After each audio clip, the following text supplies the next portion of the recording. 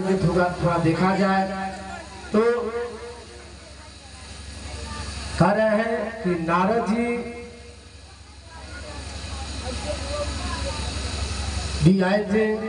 इसके पहले महाराज युधिष्ठिर राजसूय यज्ञ कराने का आयोजन किया। भगवान कृष्ण के पास निमंत्रण पत्र गया। भगवान कृष्ण आए तो पूछे कि ये बताओ राजसूय यज्ञ करा रहे हो तो सारे राजा लोग अधीनता स्वीकार कर लिए हैं। महाराज युधिष्ठिर ने कहा कि नहीं, सब लोग तो कर लिए हैं, लेकिन एक राजा है जो जरासंध नाम है उसका, और उसने हमारा अधीनता स्वीकार नहीं किया। भगवान ने कहा क्यों? अब तो हमारे पास सैनिक कम है, उसके पास 23,000 अक्षौहिणी सेना है, हमसे ज्यादा उसके पास सेना है, इसलिए हम लोग उससे युद्ध नहीं कर रहे हैं। भगवान ने कहा कि जब युद्ध से बात न बने तो नीति का भी प्रयोग कर लेना चाहिए। भगवान कृष्ण, अर्जुन और भीम ब्राह्मण वेश बना करके जरासंध के वहां गए। जरासंध जब भगवान कृष्ण युद्ध से भग गए थे और ब्राह्मण लोग पूजा कर रहे थे, तो जरासंध को ये हुआ कि ब्राह्मणों को सम्मान करना चाहिए, ब्राह्मणों को भी आदर भाव करना चाहिए। जब ये लोग ब्राह्मण वेश में गए तो सबको प्रणाम किया। जरासंध ने कहा, ब्राह्मण देवता, हमारे महल में आप लोगों का स्वागत है। और कहा कि ये बताइए आप लोगों को क्या चाहिए? यज्ञ करना हो तो धन ले लीजिए, या विवाह करना हो तो कहिए मैं कन्याओं का व्यवस्था करा रहा हूँ, आप लोग का विवाह हो जाए। लेकिन भगवान ने कहा नहीं, आप हमें त्रिवचन दो कि हम लोग जो मांगेंगे उसको पूरा करना है। जरासंध ने कहा ठीक है, जना होला देहात में भी लोग कहेला 3 बार कहा तब माना लेंगे तो सही कहा तड़ा। तब त्रिवचन भगवान जब लेनी कहानी, युद्धम नो देहि राजेंद्र द्वंद्व यही महीपते युद्धार्थिनो वयं प्राप्ता राजन्य नाद काक्षिणा। हे जरासंध, हे महाराज, अगर आप देना ही चाहते हैं तो द्वंद्व युद्ध का जो है हमें भिक्षा दीजिए। जरासंध ने कहा तुम कौन हो? तुम्हें हम कहीं देखे हैं? भगवान ने कहा अरे ब्राह्मण है और आप बराबर दान करते हैं, कभी देख लिए होंगे। तो भगवान ने कहा कि कभी देखे होंगे? जरासंध ने कहा नहीं। तुम अपना वास्तविक नाम बताओ कि तुम्हारा वास्तविक नाम क्या है। तब भगवान ने कहा मैं द्वारिकाधीश और हमारे बुआ के लड़के भी और ये अर्जुन है। तो कहा कि तीनों में किसी से युद्ध करने के लिए तुम मन युद्ध कर लो।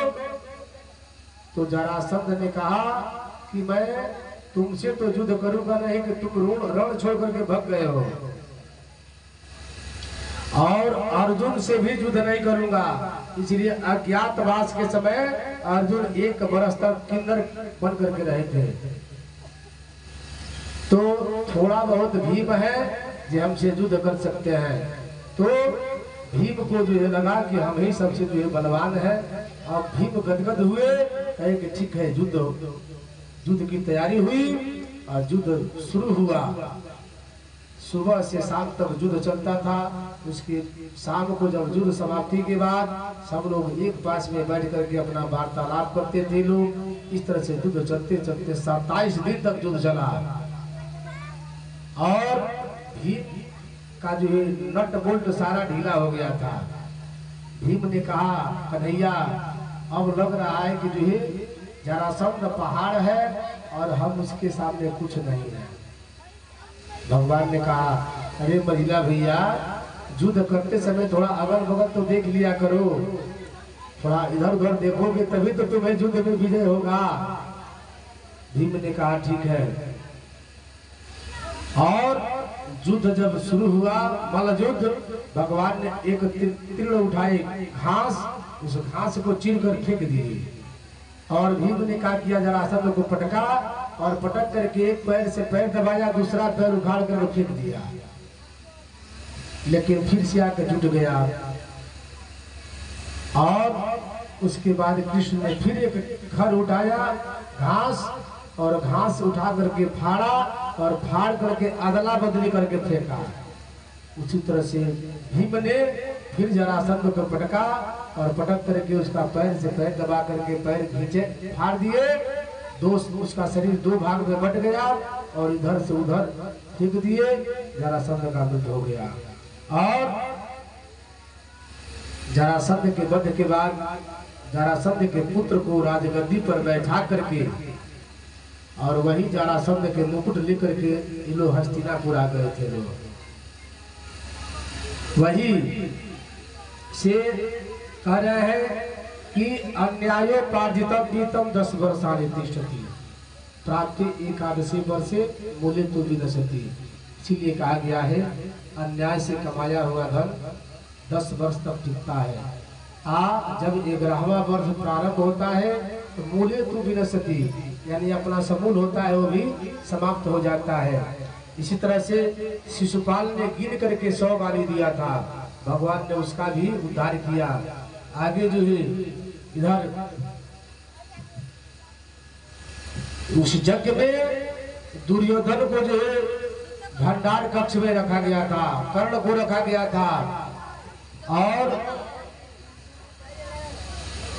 कर्ण और दुर्योधन आवश्यकता से अधिक दान देते थे कि ताकि भंडार में जो है खत्म हो जाए और इन लोग पांडवों का बदनामी हो जाए। तो कर्ण के हाथ में एक रेखा था कि अपने हाथ से जितना दान देगा उसके दूना बढ़ता जाएगा।